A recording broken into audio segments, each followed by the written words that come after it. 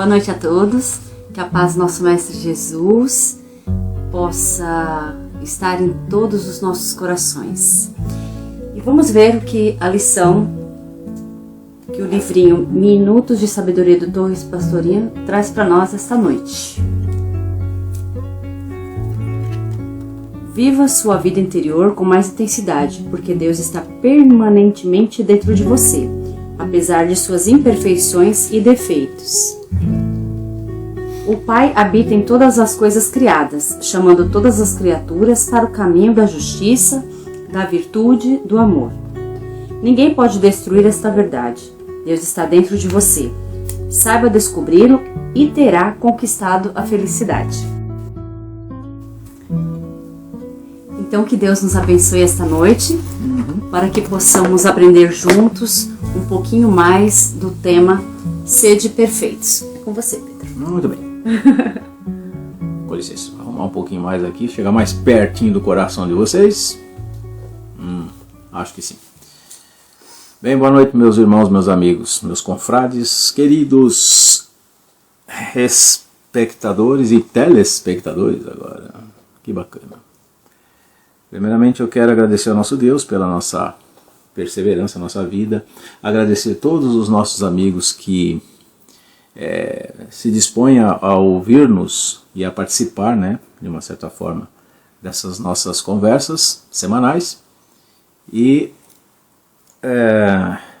com a promessa de que vamos tentar adequar o horário de maneira que não fique muito cansativo, mas dependendo do assunto a gente nem quer se estender, mas infelizmente a gente acaba se estendendo um pouquinho. Mas nós vamos combinar uma coisa, nós vamos tentar fazer da mesma maneira que lá no nosso centro, né, presencialmente. A gente tem um tempo de 35, 40 minutos, 40 e poucos minutos no máximo, para que a pessoa aproveite mais. E infelizmente a gente sabe que a gente cansa, né? O corpo físico já não é mais... Não eu fico falando a vida inteira, se vocês quiserem. Porque eu gosto, enfim. Mas realmente para quem está, às vezes, ouvindo, pode ser um pouco...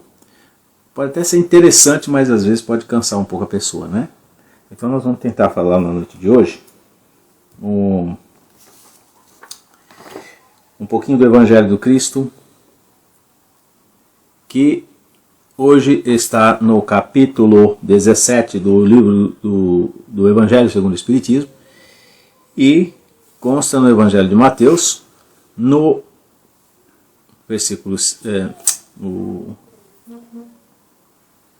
Mateus capítulo 5, capítulo 5, versículo 44 até 46 e até 48, tá bom? Que é sobre sede perfeitos. Vamos ver o que o nosso mestre disse aos seus discípulos à época. Amai os vossos inimigos, fazei o bem aos que vos odeiam, e orai pelo que vos perseguem e caluniam. Porque se somente amardes o que vos ama, que recompensa tereis disso? Não fazem assim também os publicanos? Se unicamente saudardes os vossos irmãos, que fazeis com isso mais do que os outros? Não fazem o mesmo os pagãos? Se depois vós outros, perfeitos como perfeito é o vosso Pai Celestial. Essa foi uma exortação dada a Cristo aos seus discípulos, como toda ela, com um cunho esclarecedor e fazendo com que, agindo da forma que ele sugere, pede, nós tenhamos o alcance da nossa evolução espiritual e, consequentemente, chegarmos mais próximos ao nosso Criador, a Deus. Mas esse capítulo foi amplamente divulgado, esse versículo é conhecido por muitos cristãos, mas poucos se tiveram o interesse ou o trabalho de se aprofundar nele, para que haja o esclarecimento devido. Aparentemente, quando alguém fala assim, sede perfeitos como o vosso Pai que está no céu, eu falo, meu Deus, não, nunca, de jeito nenhum, Primeiro que para ser perfeito já é uma coisa... quando surge essa palavra ao nosso ouvido, a gente já repudia automaticamente. Perfeito. Tanto é que a desculpa que muitos de nós usamos sempre, né? Eu não sou perfeito. Eu não sou perfeito, não sou perfeito. Tem razão, não somos perfeitos. Que dirá chegar então à pretensão de ser perfeito como o vosso Pai que está no céu, nem a mãe do céu. É meio estranho, não é? Agora, vamos ver o outro lado da moeda. Quem disse isso? Cristo. Cristo diria uma bobagem? Não. Cristo diria uma coisa assim impossível de ser alcançada? Então você quer dizer que nós seremos perfeitos? Obviamente, não. E mesmo que haja uma perfeição, ela é sempre relativa. Jamais ninguém ou nada será perfeito como Deus. Então eu acho interessante, nós temos que estudar esse versículo, essa palavra, para que nós possamos entender. Assim como tantas outras que existem no Evangelho, na Bíblia, né? Principalmente na Bíblia traduzida para o grego e depois espalhado pelo mundo, temos que ter a acuidade, não é o cuidado, a acuidade com as palavras. Pois é.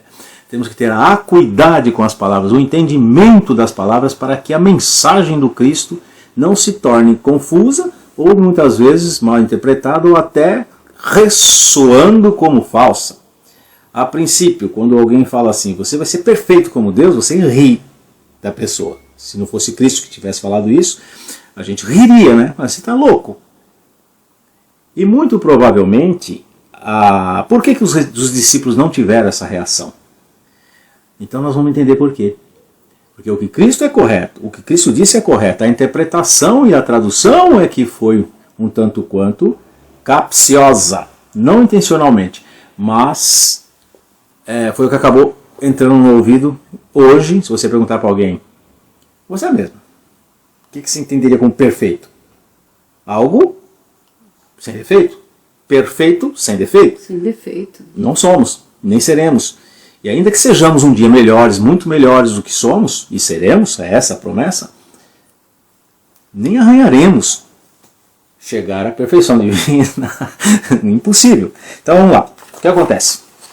Primeiro nós vamos analisar aqui essa exortação. A gente não fala mandamento, né, gente? A gente fala assim apenas tudo que Cristo passou para a gente foi um ensinamento e mais como algo que ele pretende que sigamos para o nosso próprio bem. É uma receita, né? Então quando ele fala assim, amai vossos inimigos, é outra parte, mas vamos nos ater à condição de ser perfeito. Por que ele começa assim? Amai os vossos inimigos, fazei o bem aos que vos odeiam, e orai pelo que vos perseguem e caluniam. Porque se somente amardes os que vos amam, que recompensa tereis disso? Então veja o que ele usou. Não fazem assim também os publicanos? Então é interessante que nós saibamos o que eram os publicanos à época. Então os publicanos eram os cobradores de impostos, taxas dos judeus, do povo judeu. Portanto, eles eram considerados inimigos do povo. Não eram pessoas bem vistas e nem quistas da sociedade. Muito pelo contrário. Zaqueu, né? Era assim. Zaqueu. Então. Você viu que Zaqueu teve uma transformação. A história do Zaqueu é isso. Zaqueu era um publicano. Então os publicanos eram mais ou menos assim os cobradores de impostos, né? Eles não eram muito bem vistos pela sociedade judaica. Não vamos esquecer, vamos ter que, para poder entender esse versículo, essa exortação de Cristo, nós temos que entender o contexto que se encontrava ali. Então os publicanos, quando ele falou assim, vocês fazem a mesma coisa que o publicano, que diferença vocês têm deles? Veja bem. Por que Cristo usou isso? Vocês têm tanta raiva dos publicanos, mas vocês são iguais a eles. Aí ele fala assim, não fazem o mesmo os pagãos. O fazer aqui quer dizer, lembra lá do começo, amai os seus inimigos e tal.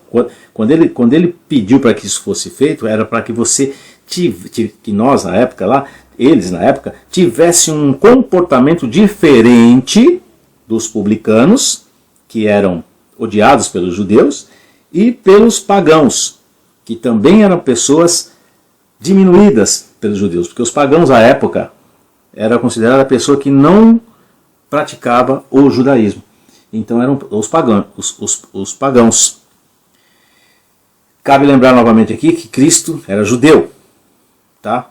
Então por isso que Cristo usou o contexto da época. O que ele quis dizer? Olha, se você não fizer nada diferente do que fazem exatamente aquelas pessoas que você condena, que diferença você tem deles? Então quando ele pediu para ser perfeito, era assim.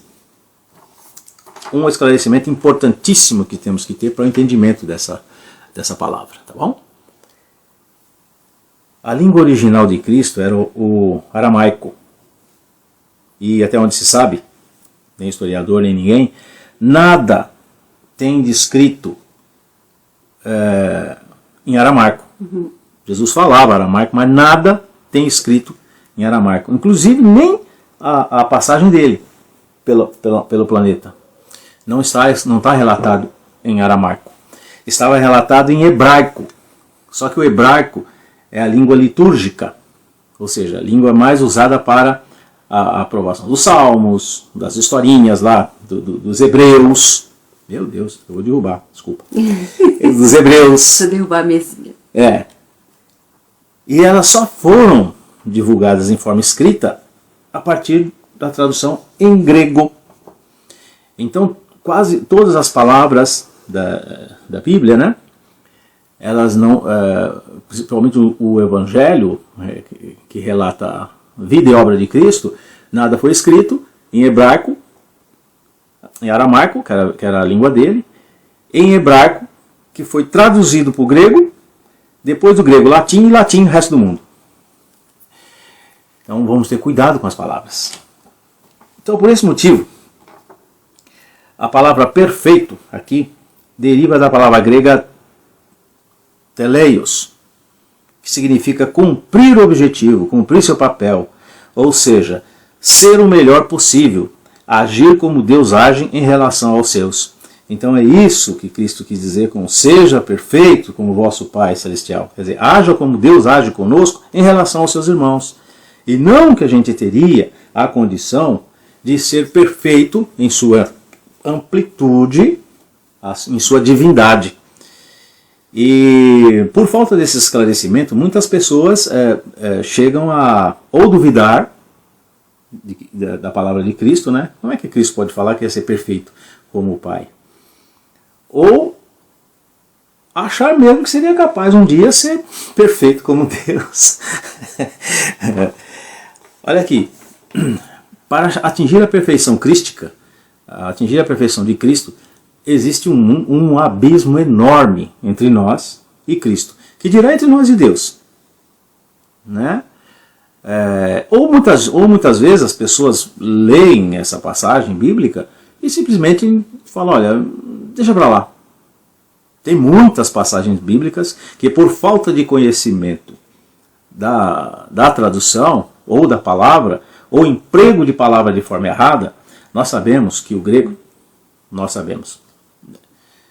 pouquíssimas pessoas sabem que um artigo na letra A, ela muda todo o sentido de uma frase. Um artigo na letra A. Um artigo no vocabulário grego muda o sentido de uma frase. E até de uma sentença. Dependendo onde é colocado esse artigo. Se é no começo, no fim ou no meio da frase. Então ninguém aqui vai começar a fazer linguística, ter que estudar grego, entender grego, aramaico, ou hebraico, ou latim para poder interpretar. Teve espíritos, teve gente que já fez isso por nós. Então cabe a gente apenas buscar o entendimento. Quando Cristo falou, ele não é para ser considerado ao pé da letra, porque senão ele estaria pedindo para que fôssemos perfeito como Deus, coisa que nem ele o é, não é? Então não é esse o sentido. Então o sentido aqui que nós temos que ter é exatamente esse, tá bom? Que é, dentro da sua capacidade, dentro do seu ser, o melhor que pode ser. Vamos usar, eu vou dar continuidade aqui só uma coisa, olha. Ser perfeito deve ser entendido aqui como o melhor que pode ser dentro de seus esforços e capacidade. Quando a gente realiza uma coisa, seja ela qual for, uma obra ou um serviço, a pessoa fala, perfeito, né? Olha, ficou perfeito. É esse sentido que a gente deu. Eu dei o melhor. O pedreiro veio aqui em casa, fez uma obra que foi legal. Você falou, nossa, perfeito. Ou então ficou ruim. Quer dizer, ele não deu tudo que podia, não saiu contento. Ficou faltando alguma coisa. É isso que nós temos que dar. É esse tipo de sentido que nós temos que dar a essa passagem bíblica. E não, repito, que é para ficar bem claro na nossa cabecinha dura. Não é que vamos ser perfeitos como Deus. Não atingiremos, nós não conseguimos atingir ainda nem a perfeição humana, que dirá chegar perto de Cristo ou de Deus. Chegaremos um dia perto de Cristo. Seremos o mais perfeito possível dentro da nossa capacidade que Deus nos deu. Por enquanto é muito longe. Eu fiz uma analogia aqui de uma coisa. Olha, veja bem, escuta. Um copo é perfeito para que se tome água nele. Com licença. Vou até tomar, para exemplificar. Muito bem. Perfeito. A água não vaza. Beleza. Um copo é perfeito para que se tome água nele. Contudo, de nada serve se for usado para cortar o pão. Então, entenda a analogia. Por mais lindo, perfeito, maravilhoso, sofisticado que seja um copo, ele só serve para recipiente líquido, não serve para cortar a faca, ou cortar o pão. Uma boa faca, perfeita, corta o pão. Um bom copo perfeito retém a água. Um bom cristão retém os ensinamentos de Cristo e o cumpre. Um bom espírita retém os ensinamentos do espiritismo e o cumpre, assim como o budismo, o judaísmo, enfim. Então o que Cristo pede para a nossa raça, para nós, é que seja perfeito no sentido de agir como Deus age em relação aos seus. No nosso caso, a nossa raça humana. Mas Deus age com perfeição em tudo e em todos, não é? O médico colocou que está travando. Travando? Só se foi eu.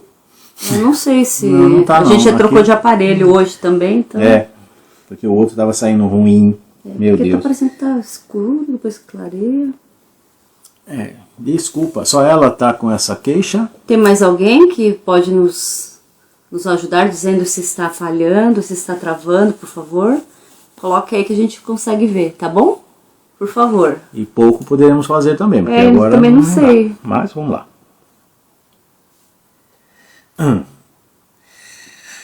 Pois Deus possui a perfeição infinita em todas as coisas. Esta preposição, sede perfeitos, como perfeito é o vosso Pai Celestial, tomada da pressuporia a possibilidade de atingir-se a perfeição absoluta. Se a criatura fosse dado ser tão perfeito quanto o Criador, tornar-se-ia igual a este, né? O que é inadmissível. Mas os homens a quem Jesus falava não compreendiam essa nuance, pelo que ele se limitou a lhes apresentar um modelo e a dizer-lhes que se esforçassem pelo alcançar. Então, quando Cristo falou isso para os seus discípulos, ele usou um exemplo, ele usou um ser, uma entidade, uma divindade no caso, Deus, que para todos é um modelo de perfeição. Alguém tem alguma dúvida em relação a isso? Nenhuma, né? Nós sabemos hoje que o nosso Mestre Jesus, para nós, é o modelo de perfeição. Ainda assim, não é o modelo de perfeição absoluta, porque o modelo de perfeição absoluta só é Deus. Mas Cristo, para nós, é semi-Deus. Aquelas palavras, portanto, devem entender-se no sentido da perfeição relativa a de que a humanidade é suscetível e que mais a aproxima da divindade. Em que consiste essa perfeição?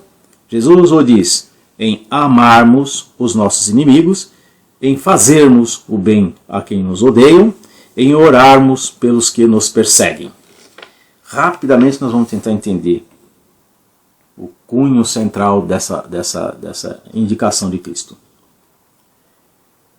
Da mesma maneira que a palavra perfeita entra nos nossos ouvidos de maneira um tanto quanto duvidosa ou fantasiosa, como é que eu vou ser perfeito igual a Deus? Como é que eu vou amar meu inimigo? Como é que eu vou orar por quem me odeia? Olha aqui. Amar o inimigo não significa amar da mesma maneira que se ama um ente querido. Lá no começo, lá no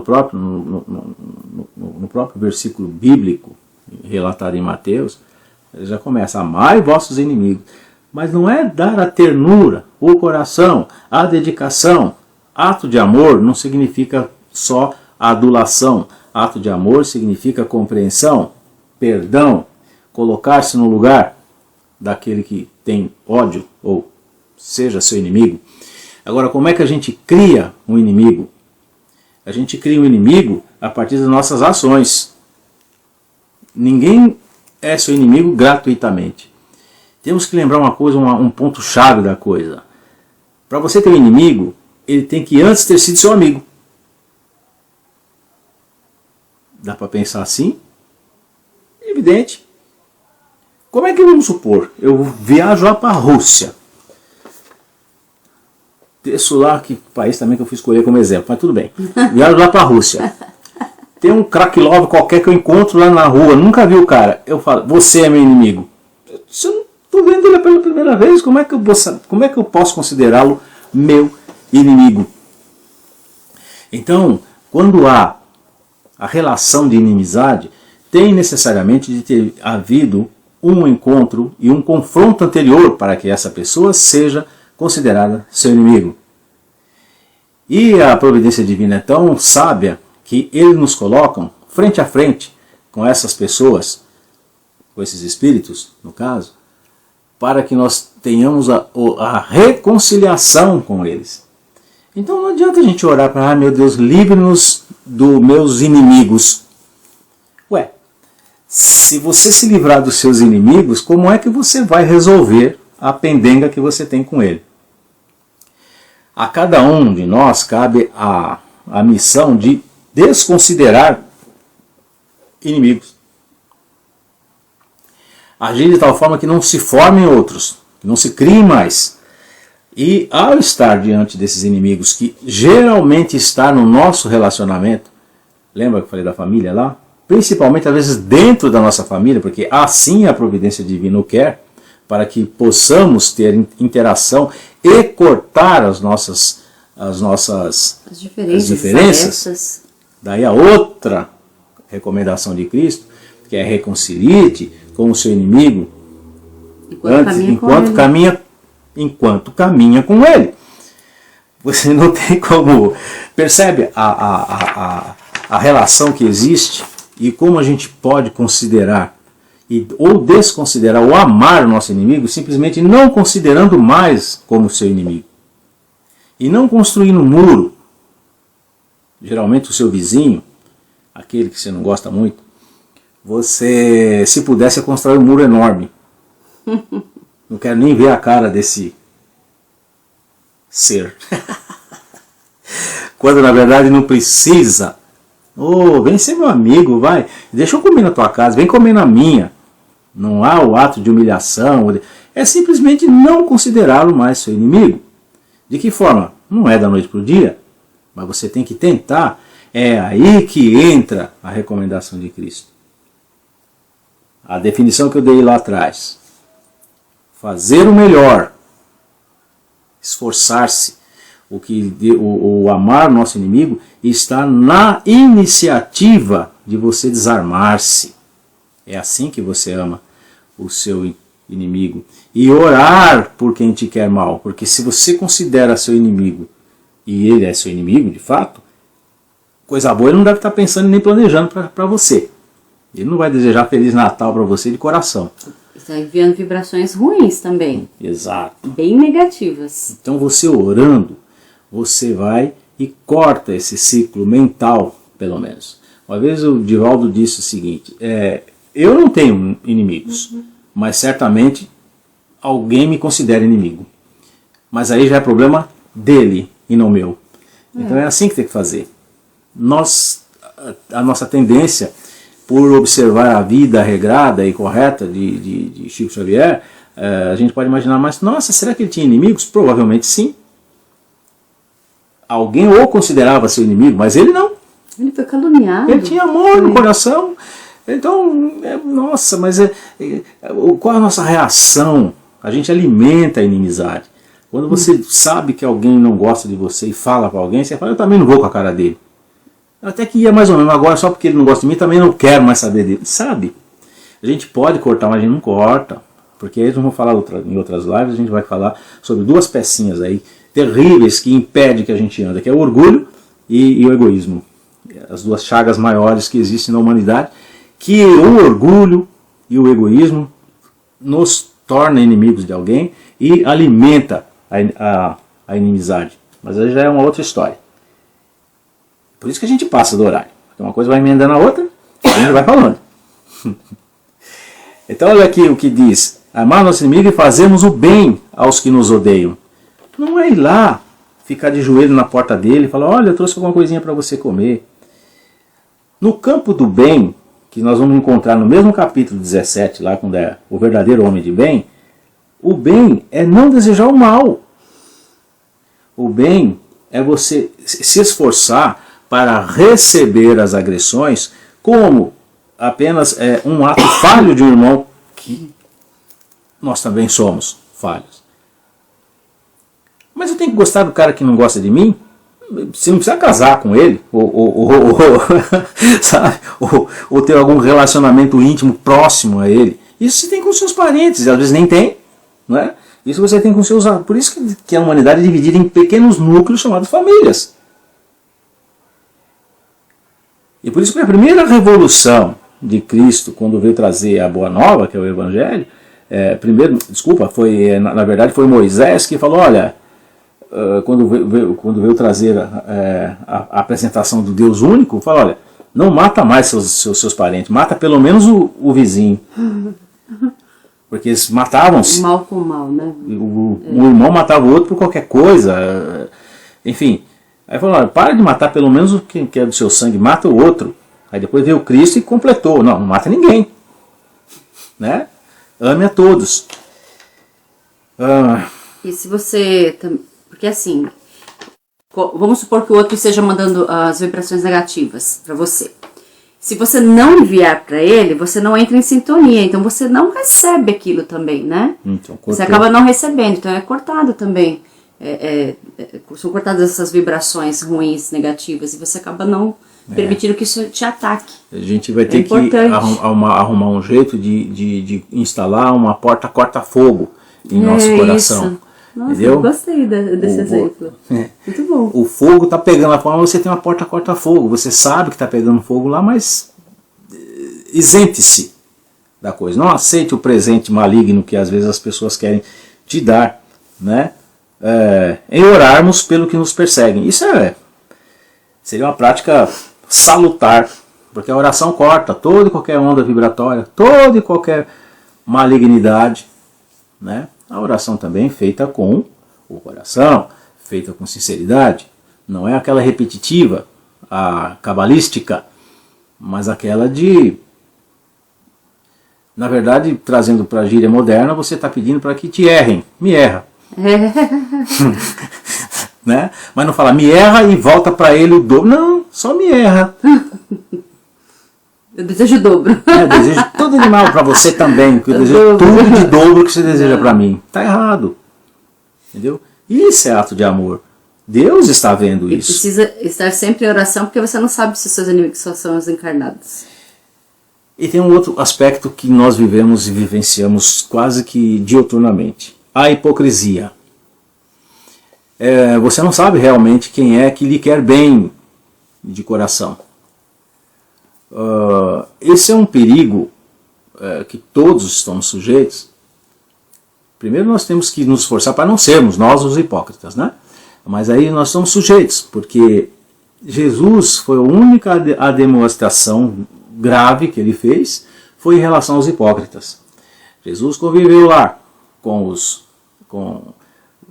as prostitutas, não é que conviveu, ele esteve com elas, com os leprosos, com os cobradores de impostos, com a escória, considerada assim, da humanidade. Fez até uma parábola a respeito do samaritano, que era a raça mais odiada entre os judeus, era a mais baixa dela lá. Mas ele não é que ele não suportava, foi a única recomendação que ele pediu para que tomasse cuidado com os hipócritas, que é o famoso lá, aqueles que não, os que são que por fora são túmulos caiados e por dentro são podres. Porque a hipocrisia além de ser um ato covarde, ele é uma das piores, um dos piores defeitos que um homem pode ter, porque ele engana, ele ilude, ele faz-se passar por uma coisa sem ser aquilo lá. Quando você tem um inimigo declarado, é bem melhor, que aí você pode até orar por ele, se quiser revidar também, temos livre-arbítrio, revida, mas é que você vai continuar criando esse ciclo. É melhor você saber, aquele não gosta de mim, aquele está querendo me derrubar, me prejudicar, do que o escondidinho, o hipócrita, que é todo sorriso, é toda alegria. E te puxa no tapete. E é um tabacou danado, puxa o seu tapete. E mesmo que você reconheça o hipócrita, ele passa a ser o quê? Alguém que não gosta de você, portanto tem a denominação de inimizade. Haja da mesma forma. E não falar, essa Falciane está sempre comigo aqui, você age hipocritamente com ele também, né? E por trás, tome também. Ele faz assim comigo, eu também faço com ele. Aí volta lá de novo, como Jesus fala, que diferença você tem, então, dos publicanos ou dos pagãos? Temos que fazer algo diferente para quebrar o ciclo. Temos que fazer algo diferente do que é feito a todo momento, para que nós possamos ser considerados cristãos. E, no nosso caso, espíritas, homem de bem, que é muito difícil ser. Tudo que a gente fala aqui não é uma receita de bolo, daqui a pouco todo mundo corre para a cozinha e vai e faz. Extensa lista, compilada já no nosso espírito, só está sendo relembrado, para que nós sejamos perfeitos um dia. Uma era. Mostra ele desse modo que a essência da perfeição é a caridade na sua mais ampla acepção, porque implica a prática de todas as outras virtudes. A caridade. Com efeito, se observam os resultados de todos os vícios e mesmo dos simples defeitos, reconhecerá nenhum haver que não altere mais ou menos o sentimento da caridade, porque todos têm seu princípio no egoísmo e no orgulho, aquilo que eu estava falando, né? Que eles são a negação. Orgulho e egoísmo é a negação da caridade. E isso porque tudo o que sobrecita o sentimento da personalidade destrói ou pelo menos enfraquece os elementos da verdadeira caridade, que foi revelada para Kardec também no Livro dos Espíritos, na questão 836, quando ele faz a pergunta: qual é a verdadeira caridade? A verdadeira caridade que são a benevolência, a indulgência, a abnegação e o devotamento. Não podendo o amor do próximo levado até ao amor dos inimigos, aliar-se há nenhum defeito contrário à caridade, aquele amor é sempre, portanto, indício de maior ou menor superioridade moral, donde decorre que o degrau da perfeição está na razão direta da sua extensão. Foi por isso que Jesus, dado a seus discípulos a caridade, no que tem de mais sublime, lhes disse: sede perfeitos, como perfeito é o vosso Pai Celestial. Primeiro Jesus recomendou, depois ele sempre nos dá o caminho. Nós é que não entendemos na sua extensão. É a prática da caridade. E um dos elementos da caridade é ser indulgente, ou seja, eu perdoo mais ao outro do que a mim. Eu me coloco no lugar daquele. Veja bem, repito. Isso aqui não é uma aula de yoga espiritual. Olha, abre aí o seu chakra, seu centro de força, que eu vou colocar ali dentro a fórmula de como se deve fazer. Não tem como. Isso tem que ser extraído de nós. Na nossa criação, repito, nenhum de nós sabe como fomos feitos em espírito, porque senão seríamos Deus. Mas ali com certeza está a semente de todos os ensinamentos de Deus, as leis de Deus estão dentro de nós. Cabe a nós vencer as nossas impurezas e imperfeições para que elas aflorem. Nem que seja por cansaço, mas elas vão aflorar. Por isso que eu sempre gosto de relembrar a nós todos o seguinte. Nós falamos, eu tenho uma vida terrena. Fica desnecessário dizer que é efêmera, passageira, todo mundo sabe disso, mas não nos damos conta de quanto tempo a gente vive na Terra. Vamos considerar que você tenha uma existência, uma vida terrena de, vamos exagerar bastante, 100 anos. Vamos considerar algumas coisas. Aqui na vida terrena, nós, em estado de vigília, que nós chamamos, nós estamos para aprender. Então, são uma série de coisas que acontecem na nossa vida. Dependendo do que fomos e do que precisamos, essa série de coisas são mais tranquilas, outras são mais penosas. Mas o tempo que nos resta, como agora, por exemplo, estamos em vigília e raciocinando e pensando, vamos contar. A gente nasce. Quanto tempo a gente demora para ter noção de que isso aconteceu aqui na Terra? Desde os espíritos elevados, que são responsáveis inclusive pela orientação, pelo nosso surgimento aqui e nos tomam conta, né, de 7, 8 anos de vida terrena. Tira ela do 100. Vamos fazer uma conta aí. Pega uma calculadora e vai fazendo a conta aí. Tira ela do 100, então você tem 7, 8 anos de vida orgânica praticamente. Você não tem a consciência espiritual. E alguns relatos de espíritos superiores nos dizem o seguinte, que a encarnação nem se complementou ainda. E biologicamente isso também é comprovado pela ciência, porque o nosso fígado nesse período não está formado totalmente ainda. Então quer dizer, realmente a reencarnação, a sua, olha, eu existo. Tá, então 7 anos, para ser mais benevolente ainda. Tá bom, então nós entramos na fase da infância consciente, que maravilha. Até quanto tempo persiste a nossa infância? Não só biológica, como intelecto, até porque nós não fomos na escola, nós ainda não tivemos acesso ao idioma, enfim, a maneira com que a gente vai sobreviver naquela encarnação, pode ser aqui, na China, na Europa, na Ásia, na França, Europa, obviamente, um país qualquer, Laos, Brasil, Uruguai.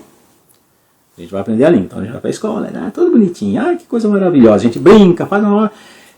Cadê a sua atividade espiritual até aí? Necas, você não tem consciência. Aí entra na pior fase que nós temos de aceitação, que é a adolescência. Bagunça tudo, você fica maluco ali e tal, não sei o quê. Então você não pode ser considerado um cidadão ou alguém com responsabilidade até os 15, 16, 17, 18. Já deveria, mas a maioria ainda está babando. 19, 20. 20 anos. Tira do 100. Estou falando de produtividade espiritual. Você já cresceu, tem 2 metros de altura, fortão, tudo bem, fisicamente. Tem algumas exceções. Aí você entra na fase adulta, que eu tenho que ter plantar aqui uma maneira de sobreviver. Então você já deve ter tido uma orientação profissional, isso sendo tudo legal, não aconteceu nada com você, está tudo belezinha. Aí você se consorcia com alguém, vou formar uma família, labuta para a criação dos filhos, então isso aqui. Até tem uma religião, vai assiduamente nessa religião. Eu estou dizendo para você um amadurecimento espiritual, a necessidade de você falar o que eu estou fazendo aqui. Aqueles que conseguem com menor tempo desse que eu estou falando, ótimo. Mas tenta nós, espíritas, formar um grupo de jovens para estudar o espiritismo, para ver o que acontece. Não é porque não quer, pode até querer, mas aí o hormônio, a vida, o chama para outra coisa. Eles estão lá ainda, não, né? Depois eu penso nisso, é sempre assim, depois eu penso nisso. Bom, para resumir, anda logo, vamos lá. Alia-se todo esse fato dos 100 anos, desse biológico, que difere muito do crescimento espiritual, a necessidade da gente saber, a 1/3 da sua vida você está dormindo.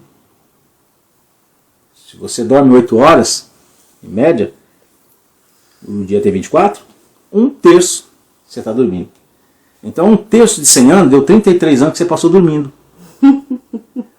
Ah, mas eu estou aprendendo. Não está. A gente aprende aqui é a escola. Você vai, quando você dorme, a gente vai para as ondas espirituais. E aí, o que você fez? Vai receber algumas orientações, mas você não vai estar aprendendo lá como aqui. A escola é aqui. Então, na Terra, dos 100, 33, você está fora do ar. Mas os 20 que eu te falei, 50. Não, já está dentro dos 33. Aí você começa a pensar,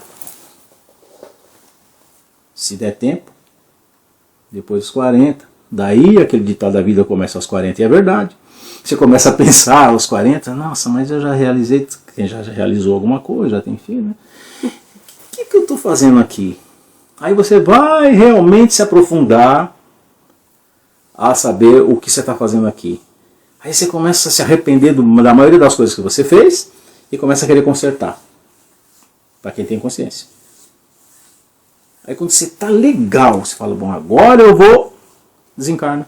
Que coisa. Já está velhinho, já está cheio de doença, já tá, desencarna. O que você tem que fazer? Voltar.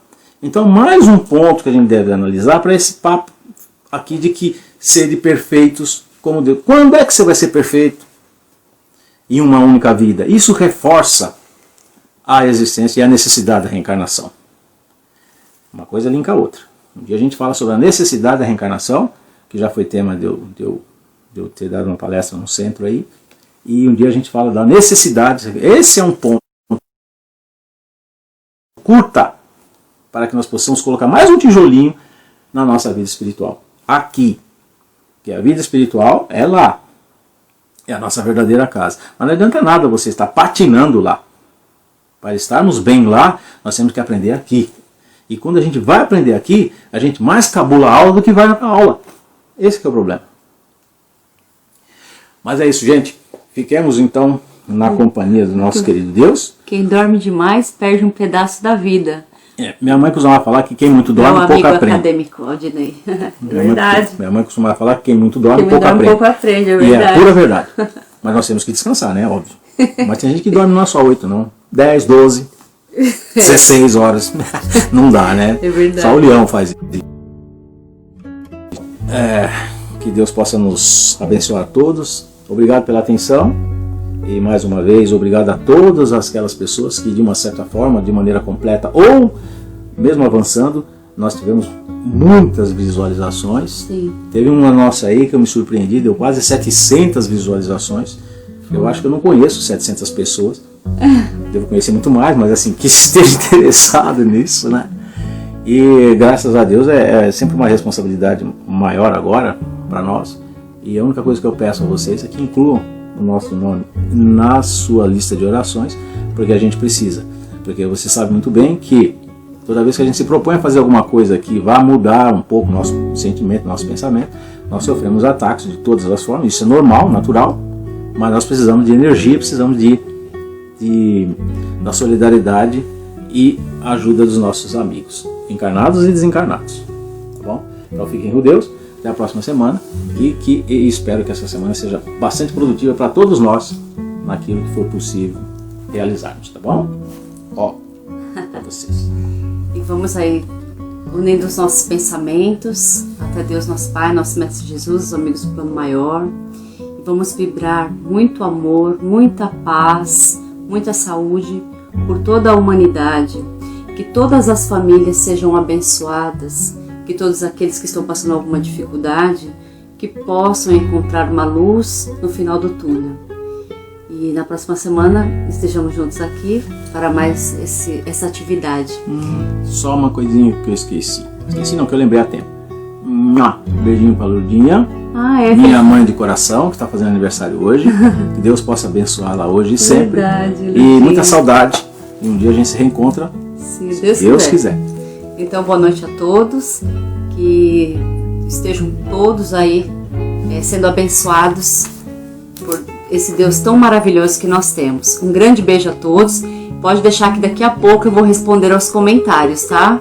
Um beijo bem grande e até semana que vem. Tchau, gente.